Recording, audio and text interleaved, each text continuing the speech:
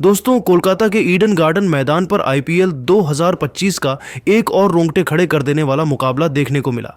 इस मुकाबले में कोलकाता नाइट राइडर्स के सामने चेन्नई सुपर किंग्स की टीम थी। करोड़ों क्रिकेट प्रेमियों को इस मैच का बेसब्री से इंतजार था। पूरा स्टेडियम दर्शकों से खचाखच भरा हुआ था। दोस्तों, एक तरफ चेन्नई की टीम है जो कि प्ले ऑफ से बाहर हो चुकी है, दूसरी तरफ कोलकाता नाइट राइडर्स की टीम है जो प्ले ऑफ में पहुंचने के लिए स्ट्रगल कर रही है। कोलकाता की टीम को प्ले ऑफ के रेस में बने रहने के लिए इस मैच को जीतना बहुत ही ज्यादा जरूरी था।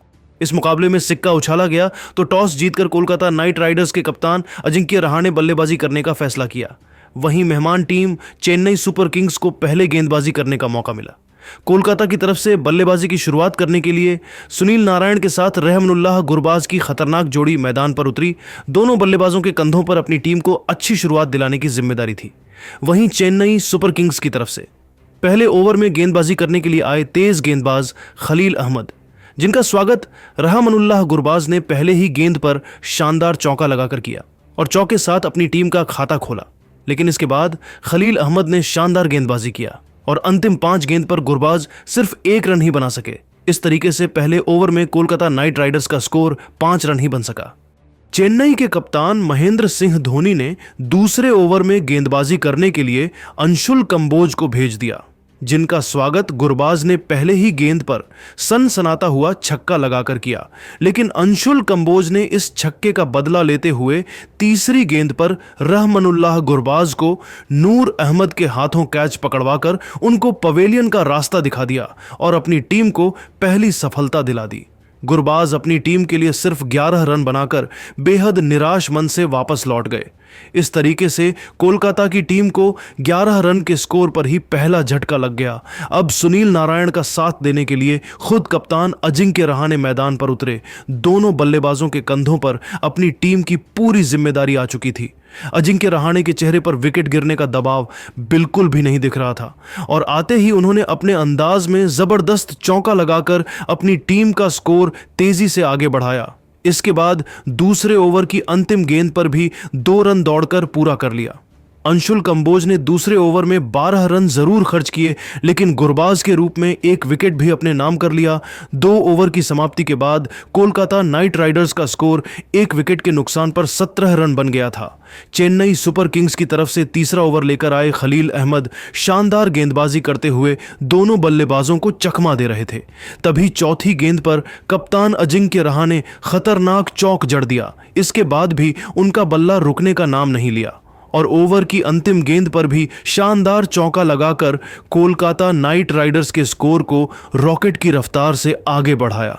खलील अहमद ने तीसरे ओवर से 10 रन खर्च कर दिए। 3 ओवर की समाप्ति के बाद कोलकाता नाइट राइडर्स का स्कोर 27 रनों तक पहुंच गया।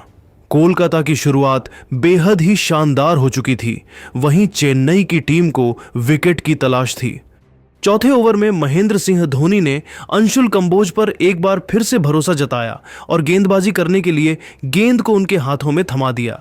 लेकिन इस बार सुनील नारायण ने अपने अंदाज में चौका लगाकर ओवर की शुरुआत किया। इसके बाद दोनों बल्लेबाजों ने सिंगल और डबल लेकर चौथे ओवर से 9 रन बटोर लिए।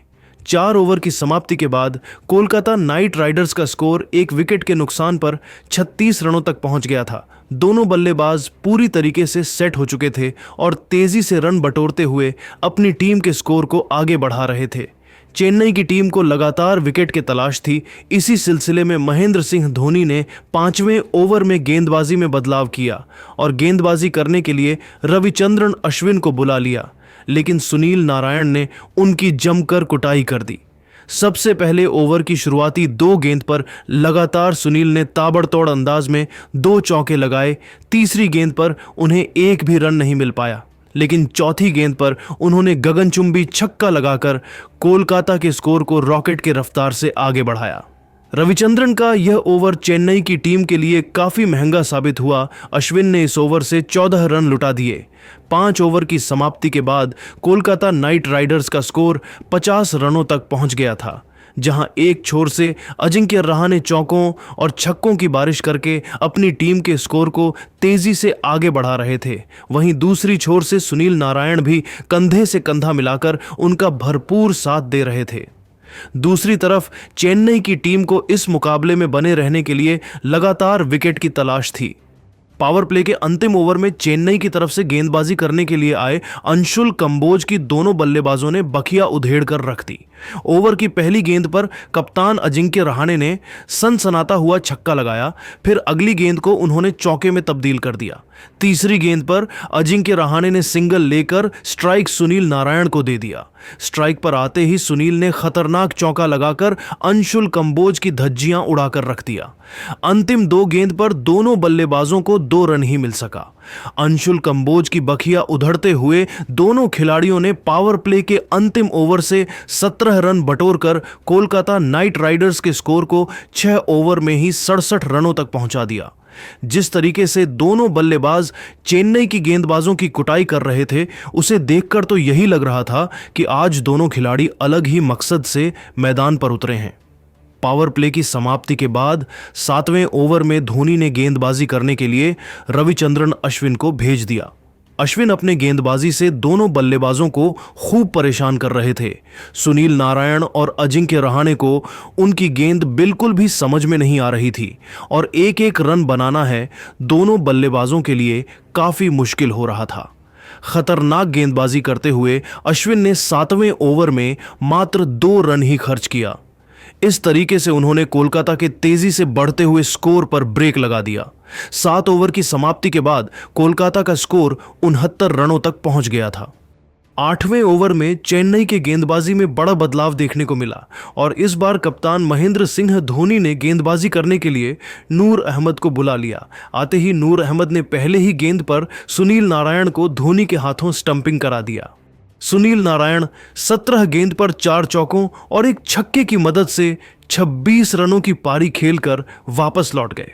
सुनील के आउट होने के बाद अब अजिंक्य रहाणे का साथ देने के लिए अंगकृष रघुवंशी आ चुके थे, लेकिन वह अभी ज्यादा देर तक मैदान पर टिक नहीं पाए और चौथी गेंद पर अपना विकेट फेंक कर चले गए।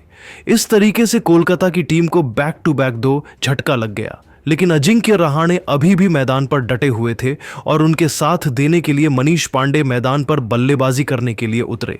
खतरनाक गेंदबाजी करते हुए नूर अहमद ने 8वीं ओवर में सिर्फ और सिर्फ 4 रन खर्च करके 2 बड़े बल्लेबाजों को अपने जाल में फंसा लिया। 8 ओवर की समाप्ति के बाद कोलकाता का स्कोर 3 विकेट के नुकसान पर 73 रनों तक पहुंच गया था। चेन्नई की टीम इस मुकाबले में धीरे धीरे वापसी करते हुए नजर आ रही थी। 9वें ओवर में भी चेन्नई के गेंदबाजी में बड़ा बदलाव देखने को मिला और गेंदबाजी करने के लिए इस बार महेंद्र सिंह धोनी ने स्पिन के जादूगर रविंद्र जडेजा को बुला लिया। अपने स्पिन का जादू बिखरते हुए जडेजा ने दोनों बल्लेबाजों को खूब चकमा दिया। मनीष पांडे और अजिंक्य रहाणे को 9वें ओवर में सिंगल और डबल लेकर ही काम चलाना पड़ा। 9 ओवर की समाप्ति के बाद कोलकाता नाइट राइडर्स का स्कोर 3 विकेट के नुकसान पर 80 रनों तक पहुंच गया था। चेन्नई की तरफ से 10वां ओवर लेकर आए नूर अहमद ने दोनों बल्लेबाजों को पूरी तरीके से जकड़ कर रखा। मनीष पांडे और अजिंक्य रहाणे संभल कर बल्लेबाजी कर रहे थे और अपना विकेट बचा रहे थे। शानदार गेंदबाजी करते हुए नूर अहमद ने 10वें ओवर से मात्र 7 रन ही बनने दिया। 10 ओवर की समाप्ति के बाद कोलकाता का स्कोर 3 विकेट के नुकसान पर 87 रन बन चुका था। जिस तरीके से कोलकाता का स्कोर आगे बढ़ रहा था, वह चेन्नई की गेंदबाज विकेट निकाल रहे थे। उसे देखकर तो यह लग रहा था कि आज कोलकाता की टीम चेन्नई को आसानी से 100 से 90 रनों का लक्ष्य दे सकती है। लेकिन दोस्तों, अब आपको क्या लगता है, इस बार आईपीएल की ट्रॉफी कौन सी टीम जीतेगी? आप खुद नीचे कमेंट करके बताइए और ऐसी ही नई वीडियो के लिए हमारे चैनल को जरूर सब्सक्राइब करिए। धन्यवाद।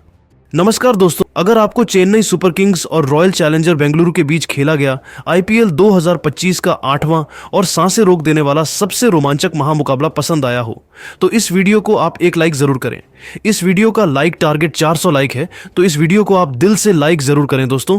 विराट कोहली और रजत पाटीदार के तूफान के बाद बेंगलुरु के गेंदबाजों ने चेन्नई सुपर किंग्स के बल्लेबाजी को घुटने टेकने पर उनके ही घर में मजबूर कर दिया। लेकिन सचिन रविंद्र और शिवम दुबे अंतिम ओवर तक मुकाबले में लड़ते रहे। सचिन रविंद्र के इस शानदार बल्लेबाजी को देखकर पूरे क्रिकेट जगत की आंखें फटी की फटी रह गईं।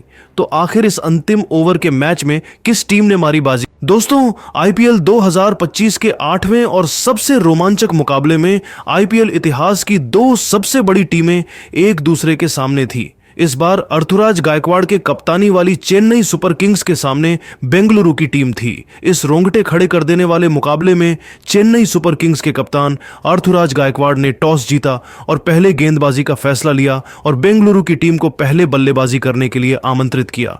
उसके बाद रनों की बारिश करने के इरादे से बेंगलुरु के दो दिग्गज ओपनर बल्लेबाज फ्लिप साल्ट और विराट कोहली मैदान पर उतरे। दोनों खिलाड़ियों को इस महामुकाबले में अपनी टीम को एक विस्फोटक ओपनिंग शुरुआत दिलाने की बहुत ही बड़ी जिम्मेदारी थी और बेंगलुरु की इस ओपनिंग जोड़ी ने आते ही चेन्नई के गेंदबाजों पर बड़े शॉट खेलना शुरू कर दिया था, खास करके फ्लिप साल्ट। इस मुकाबले में गजब की बल्लेबाजी कर रहे थे चेन्नई सुपर किंग्स की तरफ से। पहले ओवर में गेंदबाजी करने के लिए खलील अहमद आए, जिनके इस ओवर में साल्ट ने दो शानदार चौका लगाते हुए पहले ओवर से 9 रन बटोरा। वहीं चेन्नई की तरफ से दूसरे ओवर में गेंदबाजी करने के लिए रविचंद्रन अश्विन आए। दूसरे ओवर की पहले ही गेंद पर साल्ट ने सनसनाता हुआ छक्का लगाकर अश्विन को घुटने टेकने के लिए मजबूर कर दिया। इसके बाद ओवर की दूसरी ओर आखिरी गेंद पर फ्लिप साल्ट ने शानदार चौका लगाते हुए दूसरे ओवर से 16 रन बटोरा और टीम के स्कोर को 25 रनों तक पहुंचा दिया। तीसरे ओवर में खलील अहमद ने शानदार गेंदबाजी करते हुए सिर्फ 7 रन खर्च किया। वहीं चौथे ओवर में चेन्नई की तरफ से गेंदबाजी में बदलाव देखने को मिला और चौथे ऊपर में गेंदबाजी करने के लिए आए।